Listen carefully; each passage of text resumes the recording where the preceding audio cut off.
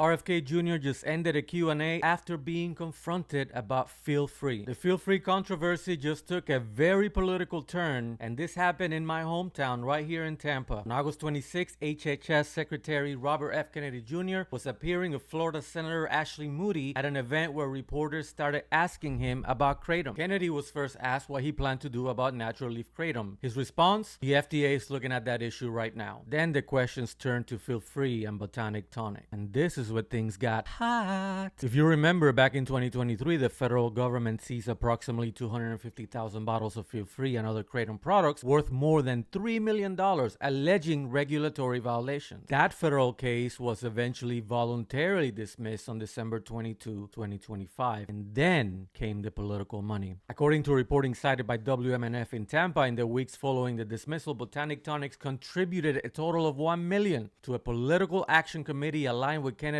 Make America Healthy Again movement. So a reporter asked Kennedy whether those donations had anything to do with the Justice Department dropping the case. Kennedy replied by saying, "I don't know about either of the things that you just said." When the reporter continued questioning him about the donation, Kennedy said, "I don't make decisions for the Justice Department." Then the reporter got a little heated and asked Kennedy if he was in the pockets of Feel Free and Botanic Tonics. At that point, Senator Ashley Moody intervened, thanked everyone for attending, and the press Q&A was finished. Now, does any of this prove that Botanic Tonics made the government make a case disappear? No, absolutely not. Timing raises legitimate questions, but timing and political donations are not proof of a quid pro quo. Kennedy says he knew nothing about either matter and correctly pointed out that the DOJ decisions aren't his decisions. Well, here's another important development. A Senate Finance Committee inquiry is already examining the administration's treatment of kratom companies and political contributions, which includes Botanic Tonics. The story is far from over, and I personally find it somewhat interesting that one of the most controversial kratom products in the market has basically escaped all the new bans and regulations with little to no damage. If 7-0 ends up getting banned, Feel Freeze may once again become one of the strongest and most addictive products left. Kinda sounds convenient, but I want to know what you think. Is this simply an unfortunate looking coincidence, or do you think the government needs to explain exactly why the Feel Free case was dropped? Let me know in the comments.